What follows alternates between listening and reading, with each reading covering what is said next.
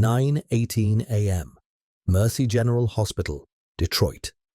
Trauma nurse Marcus Bennett stands in the director's office, latex gloves still smeared with blood from a Delta Force general.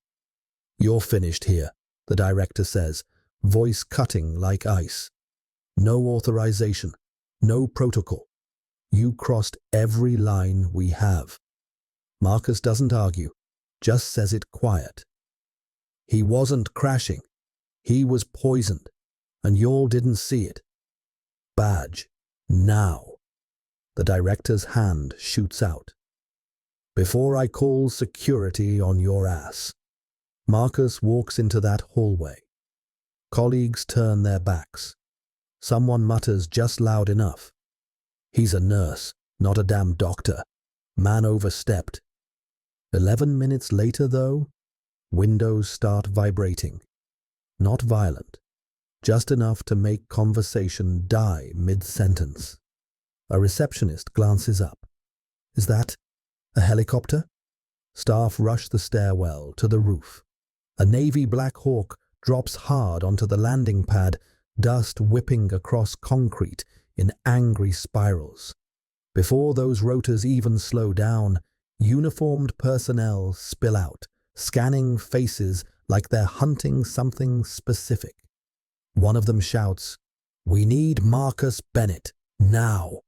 The entire hospital freezes. The director goes pale, because right then he realizes they didn't just fire a nurse. They fired the only combat medic in the building. The trauma bay doors exploded open just after 9. The whole ER shifted, techs surging forward, nurses scrambling to clear space. Paramedics pushing that stretcher looked like men who'd been holding their breath for miles. The man on the gurney wasn't just any patient. Dark blue blazer, medals clustered near the collar, service pin catching the light. His face said he'd stared death down before. This time, death was winning. Marcus saw it the second that stretcher rolled past. Not just the grayish tint creeping along his jawline or the cold sweat beading his forehead. It was the fingers, curled unnaturally tight, like the nerves didn't trust the muscles anymore. He stepped closer, brushing a hand over the general's forearm. Raised eyebrows all around him from the physicians crowding in. "Male, mid-60s, a paramedic shouted. "Collapsed in transport, heart rate unstable, GCS dropping fast." "He's going into cardiac failure," a doctor barked. "No." Marcus's voice cut low. "He's not." Nobody heard him. Or maybe they did and decided a nurse should stay in his lane. Marcus kept moving anyway. While the cardio team argued about atropine doses and oxygen collapse, he lifted the general's eyelid with his thumb.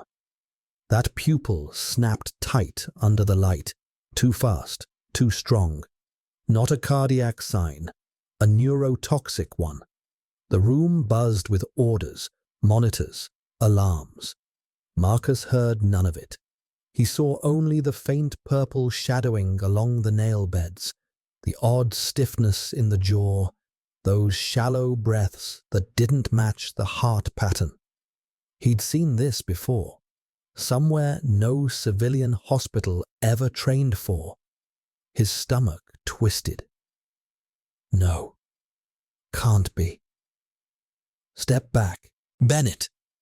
Dr. Myers snapped, elbowing him aside. "Let us handle this. He needs epi." "No." Marcus's voice stayed steady. "He needs an antidote." Myers froze. The attending physician turned sharp. "What did you just say?" Marcus didn't have time to argue.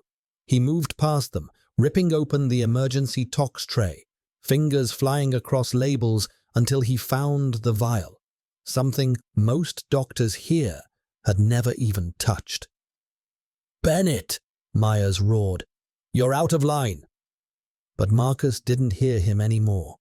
He injected the antidote into the general's arm, pulse hammering as he whispered, "Come on, don't make me relive this." The room erupted behind him. "You could kill him!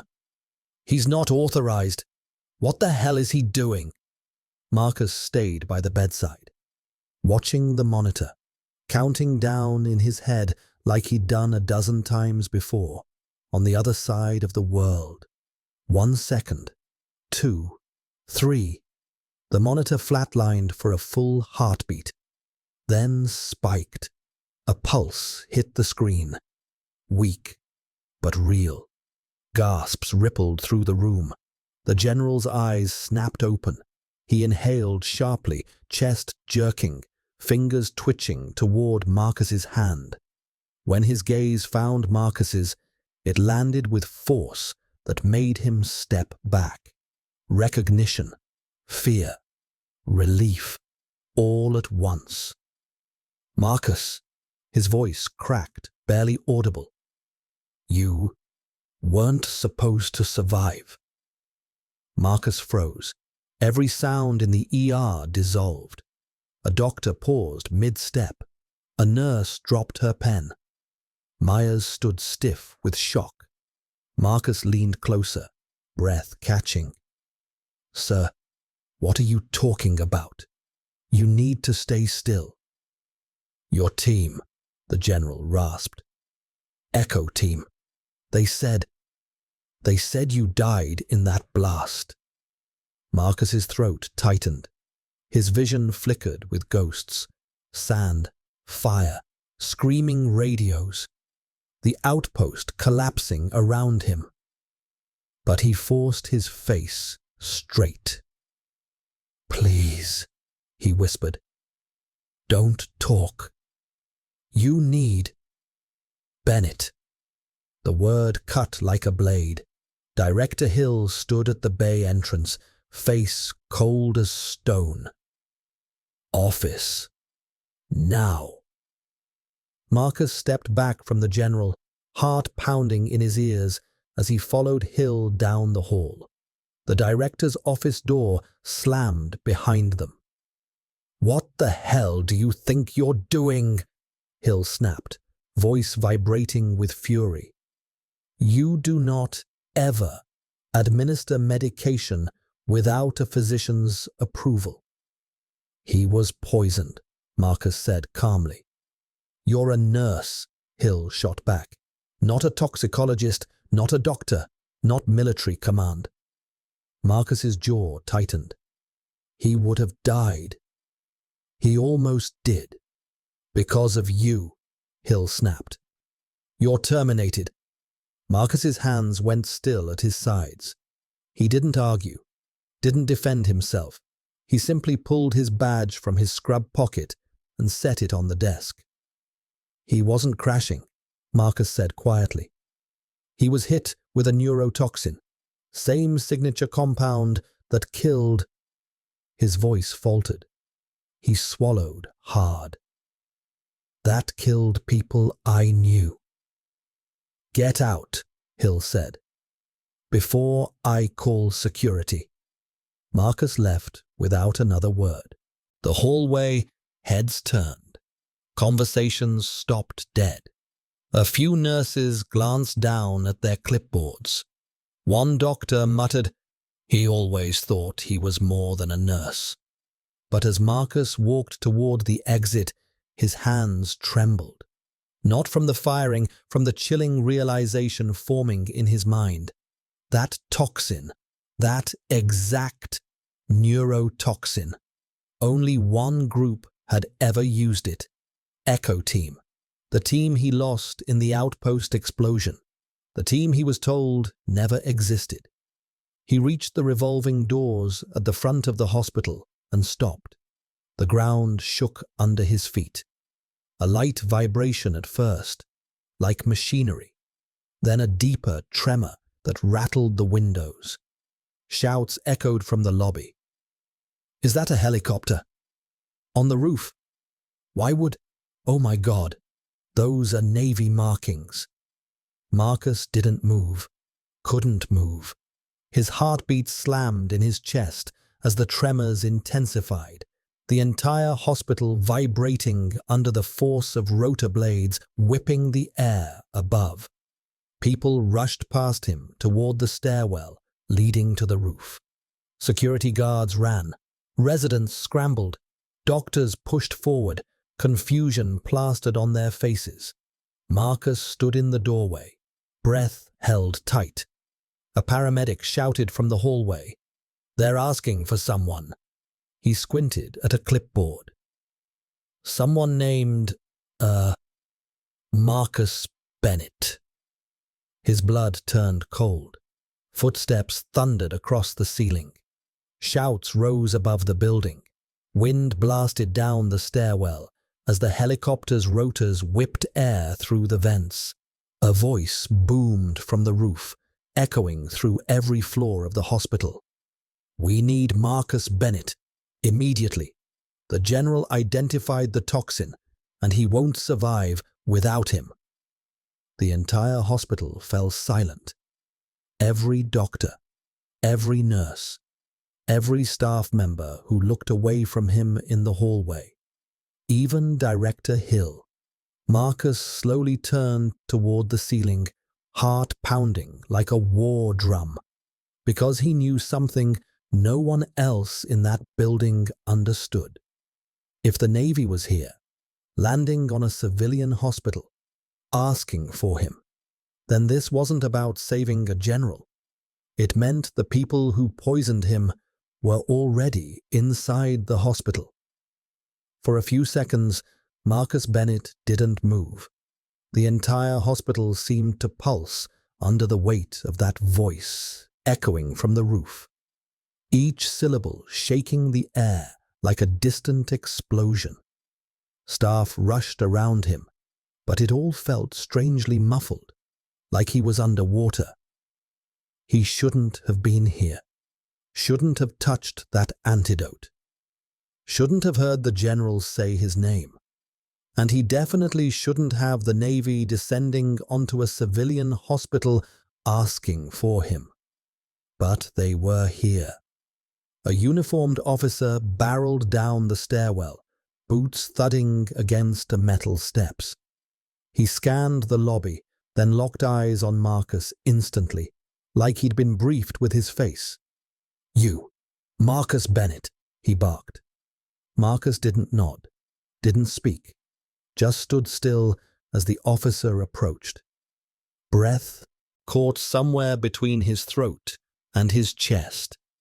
"Come with me," the officer said. "Now." Director Hill rushed forward, face flushed, jaw clenched. "Officer, he's been terminated.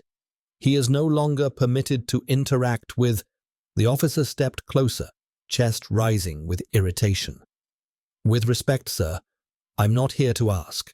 The general woke up asking for him by name. We have orders to bring him in." "You can't just override hospital protocol," Hill snapped. The officer turned cold. "When a decorated Delta Force general gives a direct request, protocol is not your concern. His survival is." A hush settled over the lobby. Hill's face drained of color.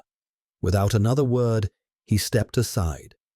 Marcus followed the officer, pulse thrumming in his ears as they climbed the stairwell to the roof. Each step felt heavier than the last, memories clawing at the edges of his mind. Sand, gunfire, smoke, the blast that tore Echo Team apart. He'd buried all of that years ago, buried himself with it. And yet here he was, about to walk into the arms of the same world that tried to kill him. The rooftop door slammed open. Wind hit him like a wave. The helicopter's rotors spun down, casting violent gusts across the landing pad. Navy personnel stood in tight formation, scanning every corner of the roof as if expecting an ambush. "Bring him," one shouted.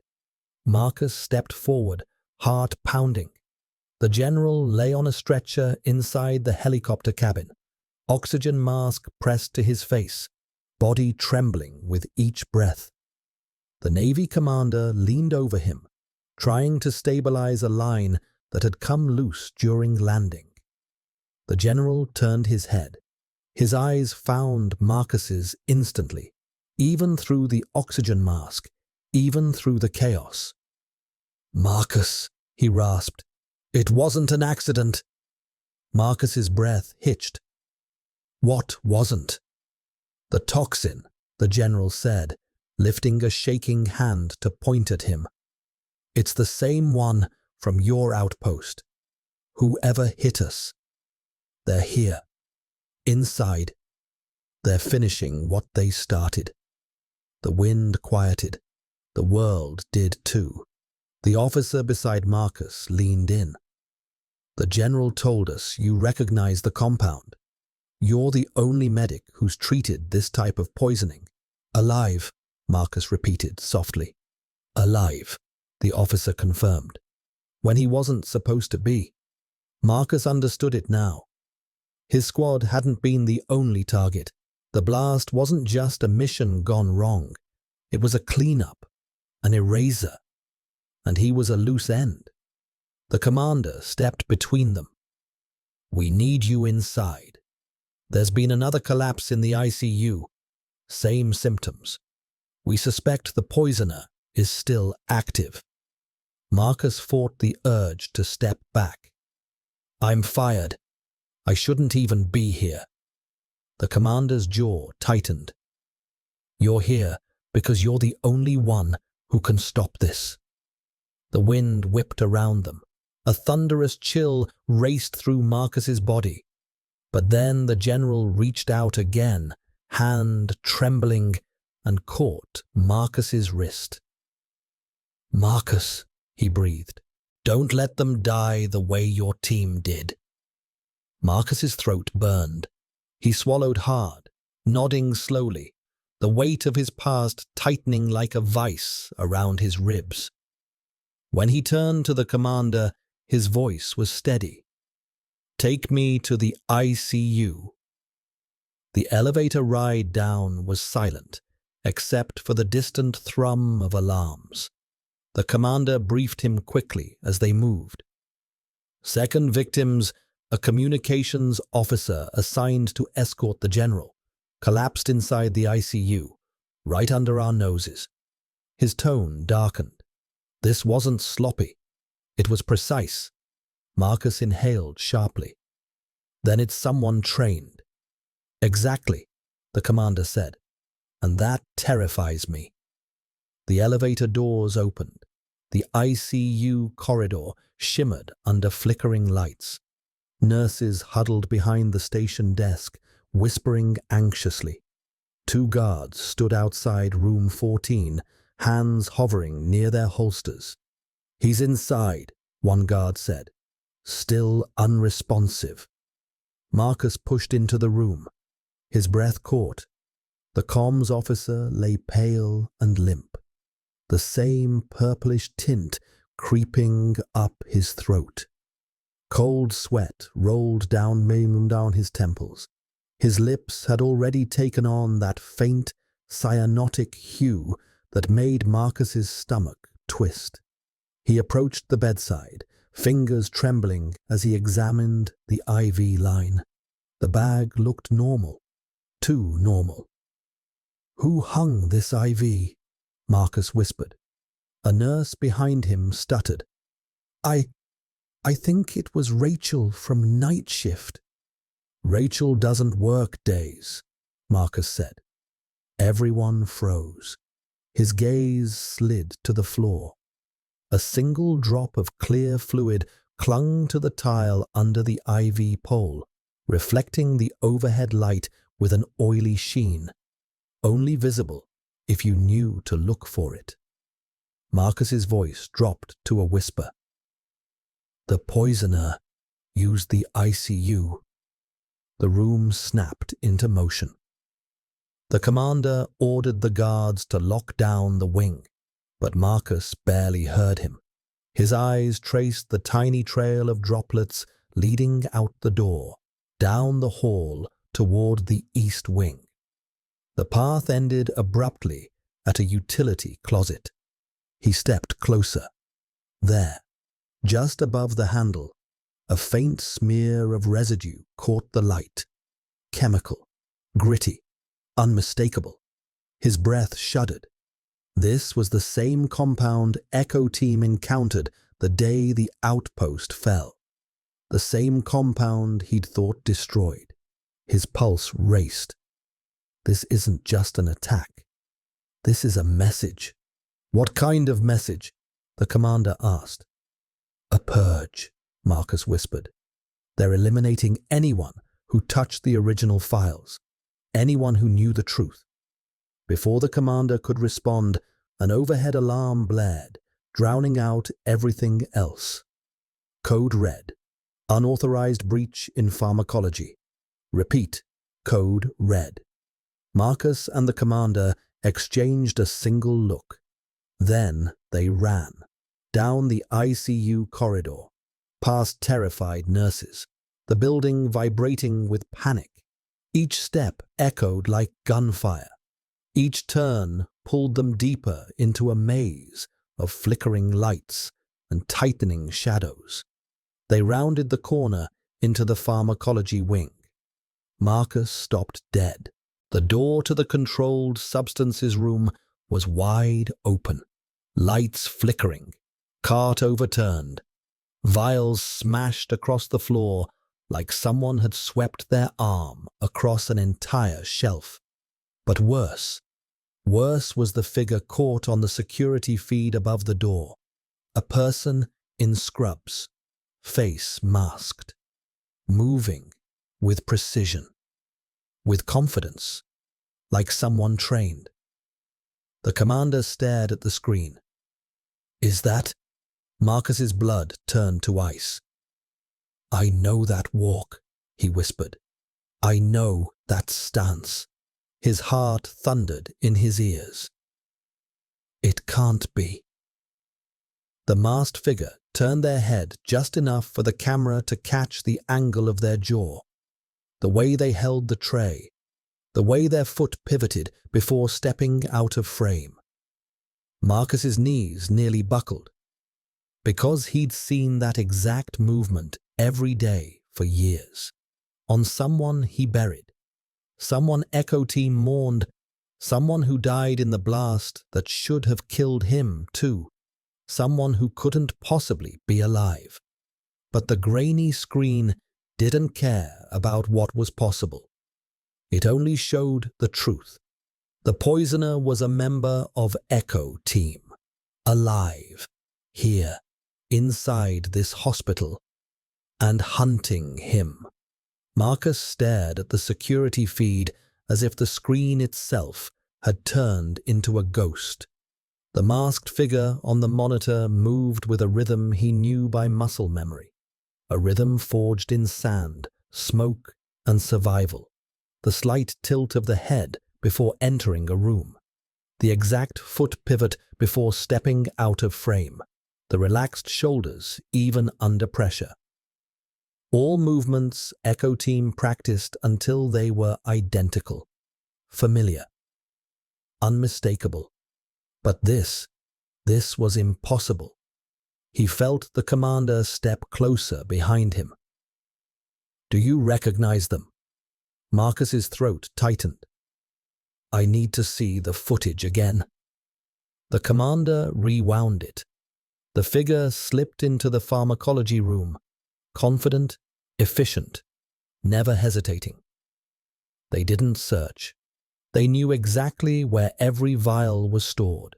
They moved like someone who'd studied this hospital, someone who'd been inside before, someone with access, someone trained. The commander's voice softened. Marcus, if you know who this is, they died. Marcus didn't let him finish. They all died. I watched. His voice cracked, memories forcing their way back like shrapnel, sand whipping in the wind, a radio screaming, a blast that tore the outpost apart. Bodies thrown like ragdolls, his own breath knocked out of him as he was buried under debris. For years, he'd believed he was the only one who crawled out alive. But now, the screen flickered again. The masked figure turned just enough to show the shape of their jaw beneath the surgical mask. And the truth hit him with the weight of a collapsing roof. It wasn't just anyone from Echo Team. It was someone he trusted, someone he fought beside, someone who saved his life more than once. It was Dante Cruz, his second in command, his mentor, his brother, his ghost. Marcus stumbled back, hitting the wall. No, he died. I saw his helmet. I saw his tags. The commander grabbed his shoulders, steadying him. Marcus, he's here, and he's killing your people again. A sudden voice cracked over the overhead speaker. All units, report to pediatrics. Suspected intruder seen heading toward East Wing. Marcus's eyes widened. Pediatrics? Why would he? But he didn't finish the question. He already knew. Dante wasn't just poisoning soldiers. He was moving through the hospital to get to Marcus. And he didn't care who got in his way. Marcus took off down the hallway before the commander could stop him. Boots thundered behind him as the commander and two Navy guards sprinted to keep up. The lights clicked overhead in sporadic bursts, as if the building itself was nervous. They turned a corner into pediatrics. Nurses huddled behind the station desk, whispering frantically. He went that way, one cried, pointing toward the isolation rooms. Mask on? Marcus asked. The nurse nodded shakily. Marcus swallowed hard. Dante always wore a mask on ops, not for anonymity, but because he liked controlling the oxygen flow in closed environments. He once told Marcus, "Air is a battlefield. People forget that." Marcus never forgot it. They approached the first isolation room slowly. No signs of entry. Then the second. Empty. Then the third. Marcus stopped dead. The door was cracked open, just a sliver, enough for someone to slip inside. The commander signaled his guards, but Marcus shook his head sharply. He'll expect a tactical breach. You think you should go alone, the commander whispered. It's Dante, Marcus said. If he sees uniforms, he'll run. If he sees me, he forced a breath. He'll stay. The commander reluctantly nodded. Marcus pushed the door open and stepped into the isolation room. It was dark, the blinds drawn. A faint hum from the air purifier filled the silence. A small crib stood in the corner. Empty, thank God. But the room wasn't empty. A shadow shifted behind the curtain. Marcus's pulse pounded. Dante, he whispered, I know it's you. Silence, then a single step, slow, deliberate. The curtain slid aside, and there he was, masked, gloved, surgical scrubs hanging loosely on his frame. But the eyes, those sharp, dark eyes, those hadn't changed since the outpost. Dante had always looked at him like he could see through him, like he expected Marcus to understand things no one else could. And now he looked at him like prey. Marcus, Dante said softly through the mask, voice breaking through the room like thin, cracked glass. Marcus's entire body went cold. "You're alive," Dante said, tilting his head. "And you weren't supposed to be." Marcus's knees threatened to give out. "Why, Dante? Why kill the general? Why come here?" "You know why," Dante said calmly. "You saw the files they tried to burn. You saw what Echo Team discovered, and they erased us to keep it quiet." "But you survived," Marcus whispered. Dante stepped closer. "I survived because I chose the winning side." Marcus felt the world tilt. "You helped them. You betrayed us." Dante didn't flinch.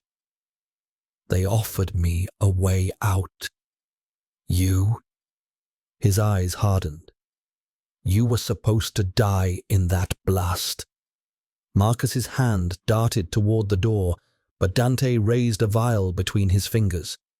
Clear liquid, colorless, odorless, the same toxin, the same terror that stole his team. "You take one more step," Dante said softly, "and I flood this entire wing. Children, Marcus, nurses, anyone in range. You know what this stuff does." The commander's voice came through Marcus's earpiece. "Marcus, status. Do you need backup?" Marcus didn't answer. Couldn't. Dante moved closer. "You should have stayed dead," he whispered. "Because now you've seen me. And I can't let that happen." Marcus's eyes pricked with tears he refused to let fall. "Dante, whatever happened to you?" Dante cut him off. "What happened to me? I accepted the truth. Our country experiments. Our leaders lie. And operatives like us, we're disposable." His hand tightened around the vial Marcus knew could kill dozens in seconds. Marcus's whole body trembled with adrenaline. "Dante, you don't have to do this." "Oh," Dante said softly. "But I do." A faint sound broke the tension, a whisper of movement. The commander and his guards weren't waiting anymore. They were entering the hallway, quiet, slow, but not quiet enough. Dante's head snapped toward the door. His grip tightened, and in one swift motion, he hurled the vial toward the floor. Marcus screamed, "No!" But instinct was faster. His hand shot out. Fingers grazed the vial mid-air. Glass shifted direction, hit the wall, shattered. A cloud of toxin burst outward. Marcus grabbed the edge of the curtain and threw it over the spill just in time, sealing the vapor beneath fabric. The air purifier roared, sucking fumes toward its filter. Dante didn't stay to see the outcome. He jumped through the adjoining door, evacuation exit, and vanished into the stairwell. The commander rushed in seconds later. "Marcus, are you..." "He's heading for the lower levels," Marcus gasped. "He's going to release the toxin into the ventilation system." The commander froze. "That would kill half the hospital." Marcus grabbed his arm, eyes burning with fear and fury. "No, that will kill everyone." He pushed past the commander toward the stairwell. The chase wasn't optional now. Dante wasn't just a ghost. He was the executioner, and the entire hospital was seconds away from becoming a graveyard. Marcus bolted down the stairwell, boots slamming against metal steps as alarms wailed through the hospital like distant screams. Each floor blurred past, fourth, third, second. His breath sharp and controlled, muscles burning with adrenaline he hadn't felt since the desert. The commander and his guards thundered behind him, but Marcus didn't slow. Couldn't. If Dante reached the lower levels, he could access the central ventilation shutoff. A single vial of that toxin pumped through the ducts would drop patients, nurses, doctors, everyone, within minutes. "Dante!" Marcus shouted into the echoing stairwell. "Don't do this!" His voice bounced off concrete, hollow, unanswered. When he burst into the basement corridor, the air changed instantly, colder, thicker, humming with the low vibration of industrial systems. Fluorescent lights flickered in long rows above him, painting the hallway in sharp white and deep shadow. Then he saw him. At the far end of the corridor, Dante Cruz stood in front of a steel service door marked Restricted Access, Ventilation Control. One hand hovered over the keypad. The other held a canister, larger than the vials he'd been using. Industrial grade. Enough toxin to poison the entire building in under 90 seconds. Dante didn't turn around when Marcus called his name again. "Dante, you don't have to do this." His shoulders lifted in a slow laugh. Quiet, bitter, broken. "You keep saying that like any of this was my choice. Like any of us ever had a choice." Marcus stepped forward carefully, pulse hammering. "What did they do to you?" Dante finally turned. Even with the mask on, Marcus could see it in his eyes. The thing that replaced the man he once trusted. Pain, betrayal, and something worse, conviction. The burn of someone who believed he was right. "They turned us into ghosts," Dante said. "They erased us, Marcus." Echo Team blew the whistle on a covert toxin program. Do you remember? Of course you don't. They wiped the files clean. They wiped us clean. Marcus's breath caught. A memory flickered. Papers burning. Hard drives smashed. Dante shouting into a radio that no one answered. "You survived," Marcus whispered. Dante nodded slowly. "And do you know what they told me afterward? That the explosion was convenient." His voice shook with fury. "Our deaths tied up the loose ends until you woke up in that rubble." Marcus's chest tightened as the truth settled over him like a weight he couldn't breathe under. "You think killing civilians will fix that?" Marcus said softly. "They aren't civilians," Dante snapped. "Not to the people who did this. They're witnesses. They patched up the general. They saw the symptoms. They saw you." He pointed the canister at Marcus. "You're the biggest threat of all." Marcus's voice broke. "Dante, you were my family." Dante paused. That one sentence hit him. Marcus could see it, the slight tremor in his hand, the flicker in his eyes as the mission and their memories collided. But the moment didn't last. Dante steadied the canister. "Family doesn't survive in the shadows, Marcus. Only killers do." Marcus stepped forward, heart pounding so loud he could hear it in his ears.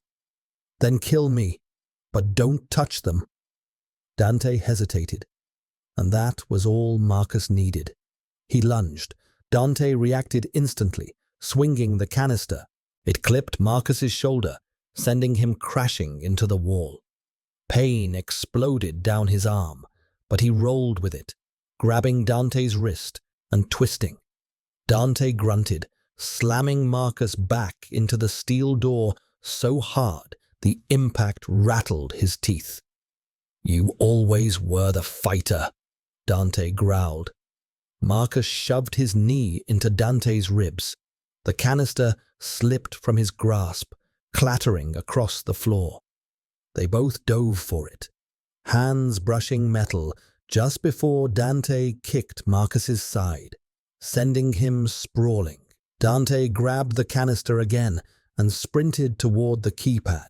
The commander and guards burst into the corridor, but Dante spun, hurling a flash canister from his pocket. It detonated with blinding white fury. Everyone reeled. Everyone except Marcus. He'd trained for this.